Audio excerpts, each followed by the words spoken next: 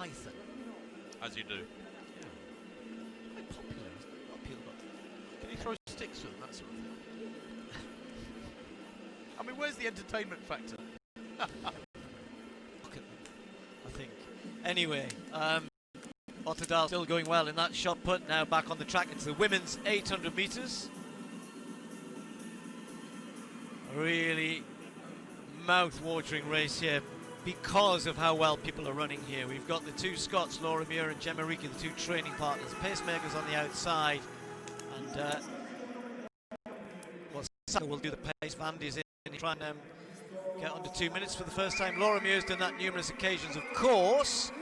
And you can see her personal best of 1:58.42. I don't think she'll be too far away from that if she's still got it in her legs. Jemma Reekie finished 4th in Bellinzona the other night to this young lady here, Hedda Heine. Finished 4th, by the way, still under 1:59.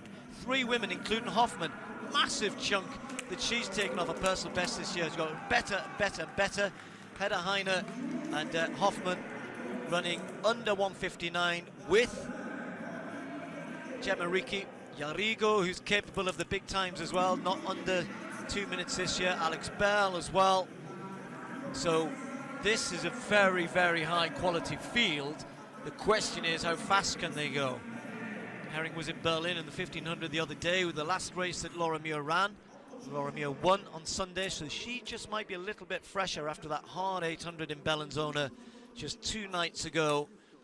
Hedda Heine, though, with a new national record for Norway. Reekie hit hard after the pace that night, and then they were all led round, and I think they all thanked Jemma. She was saying afterwards, they all came and said, hey, thanks for doing that. Not sure she'll do the same here, but she's got Laura Muir to think of, a training partner. Hedda Heine already started pretty quickly. Hoffman in the white has gone off a little bit more slowly, and on the outside of pacemaker Saka will be coming across and trying to get them through a good, maybe 58, maybe a bit under 58 seconds if she can. Laura Muir just checking a little bit.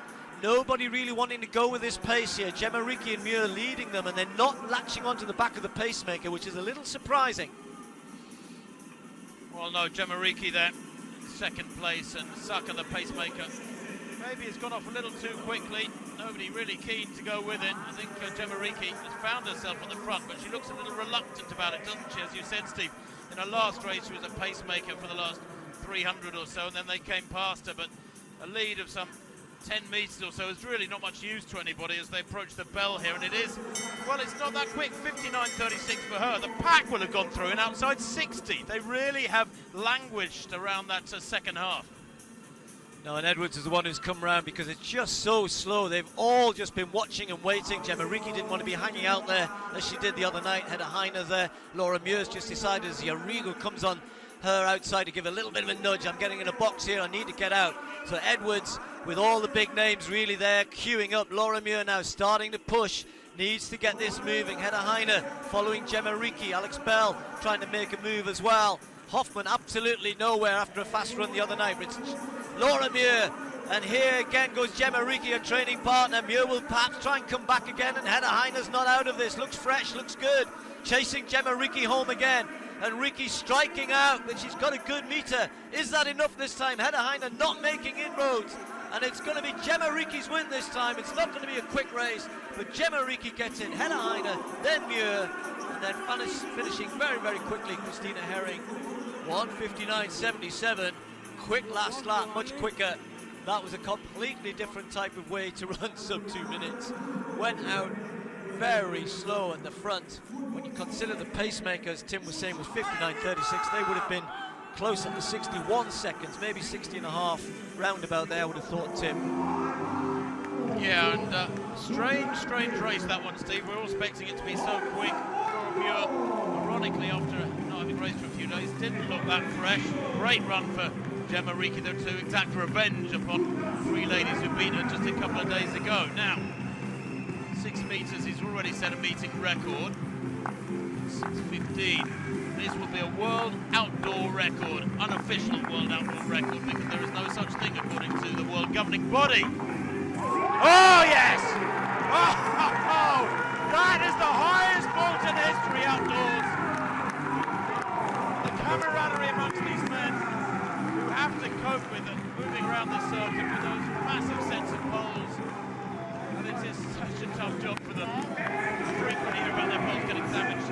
It creates more tightness amongst the group. And they really enjoyed watching that one. This young man, well, in academic terms, is the most extreme genius you can imagine if you're able to put the sporting context to paper. Watch this, how far clear is he? Steve, there's daylight, 5 centimetres clear and more. And I'll tell you what, Steve, I really do think this young man is going to go 6:35 in 2 or 3 years. People are talking about 6:20, 6:25. There's Sage and Stina. And Daniel. And Daniel in the foreground. Yeah, I think he's going to his wallet, got his calculator out already.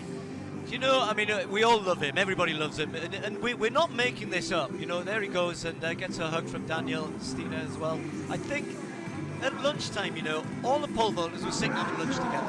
Harry Koppel was in there, Obiena was in there, Le Villani was there, just having lunch together. You know, there have been stars of our sport, of all sports, I guess, like Duplantis. He'd be within his rights to kind of go, I'm not hanging around with you guys. I'm the superstar of the sport. He is, but he's not. He is absolutely one of the guys. They all genuinely love what he's doing for their event, and they're so happy for him as well. Just a quick look back on this 800, Tim. As you said, a little bit straight, but Jemma Reekie got it right.